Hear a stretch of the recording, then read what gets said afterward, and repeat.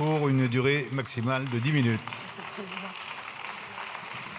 Monsieur le Président, Mesdames et Messieurs les ministres, Monsieur le Président de la Commission des Affaires sociales, Monsieur le rapporteur général, Mesdames et Messieurs les rapporteurs, mes chers collègues, aurait-on pu imaginer un examen en Commission des Affaires sociales plus consternant ?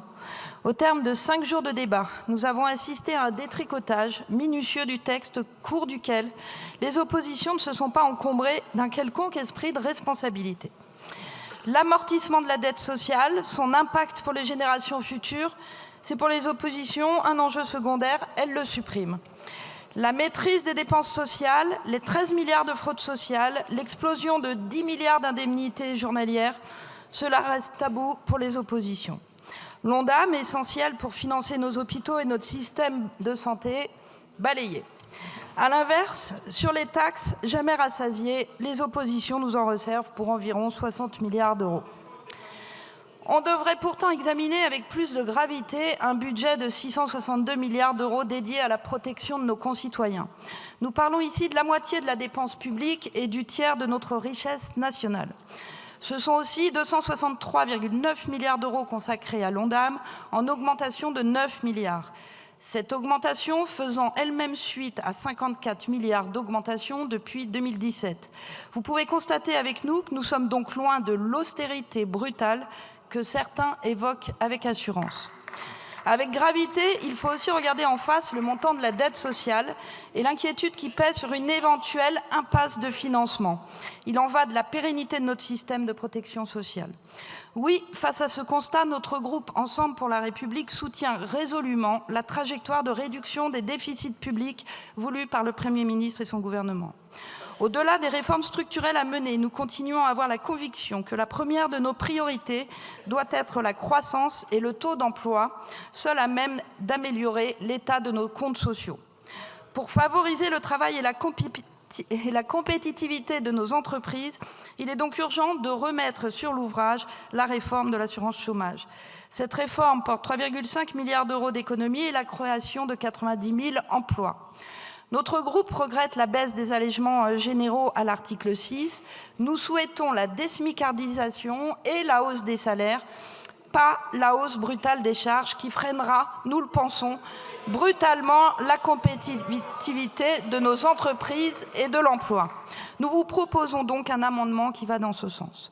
C'est également car nous tenons à la politique de l'apprentissage qui a permis à notre pays de passer de 300 000 à plus de 850 000 apprentis en 7 ans que nous ne souhaitons pas pénaliser nos apprentis en les assujettissant à la CSG et à la CRDS. En revanche, nous nous félicitons que les engagements du précédent gouvernement pour nos agriculteurs soient pleinement tenus dans ce PLFSS. Ce sont des mesures fondamentales pour les retraites, pour leurs retraites, mais aussi pour la généralisation du TO-DE. Sur ce point, je déplore l'enfermement idéologique de la France insoumise qui porte à nouveau la suppression pure et simple de ce dispositif au mépris de la survie de l'activité de nos agriculteurs dans le contexte des crises climatiques et économiques que nous connaissons. Une deuxième priorité pour notre groupe, c'est l'autonomie des personnes âgées et handicapées. Nous nous réjouissons que ce budget continue d'être un budget d'investissement. En effet, ce PLFSS traduit financièrement nos engagements pour confirmer la création et l'indexation d'un tarif plancher pour le domicile, la création des 50 000 solutions pour les personnes en situation de handicap.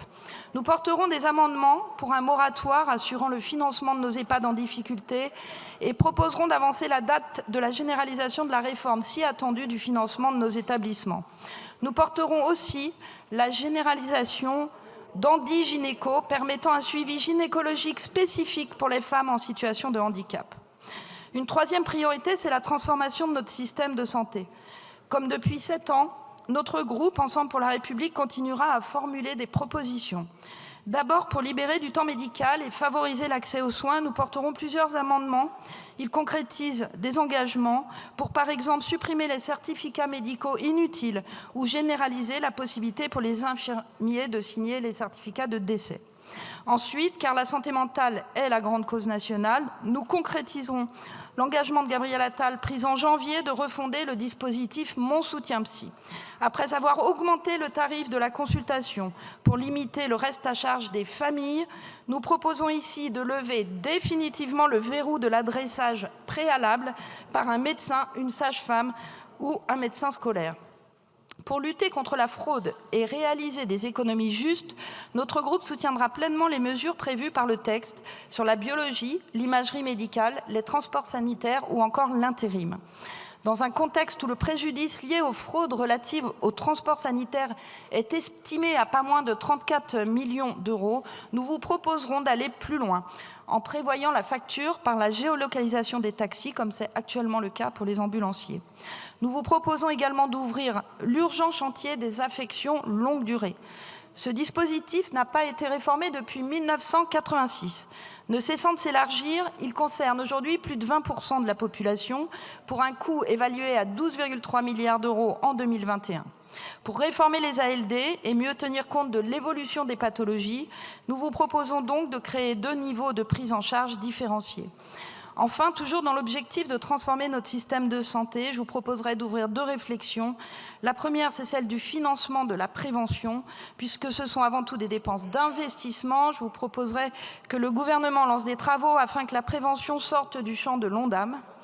La seconde réflexion, c'est celle des charges financières et administratives pesant sur les établissements publics de santé. Pour que les établissements puissent retrouver du souffle et de l'autonomie, je vous proposerai qu'ils puissent expérimenter, s'ils le souhaitent, la transformation de leur statut. Chers collègues, dans un contexte de transition épidémiologique, de vieillissement de la population, d'augmentation des pathologies chroniques et des polypathologies, nous avons la conviction que le financement de notre système de protection sociale est au bout d'un cycle. Pour répondre à ce défi, nous sommes partisans ni de la décroissance, ni de la hausse infinie des prélèvements et des cotisations. Nous sommes pour porter des réformes de justice qui permettront à terme la soutenabilité de notre système de protection sociale pour tous nos concitoyens. Dans ce contexte, le groupe Ensemble pour la République sera de façon exigeante un soutien de ce projet de loi de financement de la sécurité sociale. Je vous remercie. Merci, chers collègues. La parole est à Madame Zaya Hamdan pour la France Insoumise Nouveau Front Populaire.